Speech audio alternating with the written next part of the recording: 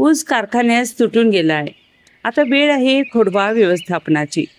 पाचटाचं व्यवस्थापन केल्यानंतर एक खूप महत्त्वाची क्रिया आहे, ज्याच्याकडं नेहमी शेतकऱ्यांचं दुर्लक्ष होतं. शेतकरी बंधू आणि भगिनीनो, नमस्कार. आज आपण या व्हिडिओच्या माध्यमातून जाणून घेणार आहोत खोडव्यामधील खोडकी छाटण्याबाबत. आजकाल शेतकरी खोडकी छाटण्यावर सर्रास दुर्लक्ष करतात, असा आमचा अनुभव आहे. ऊस तुटून गेल्यानंतर ऊसाच्या बुडक्यातील एखादी कांडी तशीच वर राहते. या कांडीवर बुरशीचा प्रादुर्भाव झालेला आपल्याला जाणवतो. ऊसाच्या कांडीमध्ये मोठ्या प्रमाणावर साखर असते. ज्या वेळेला ऊस तोडला जातो आणि अशी कांडी वर राहते, त्यावेळेला या कांडीवर हिरव्या किंवा काळ्या बुरशीचा प्रादुर्भाव होतो आणि येणारे कोंब कमकुवत निघतात.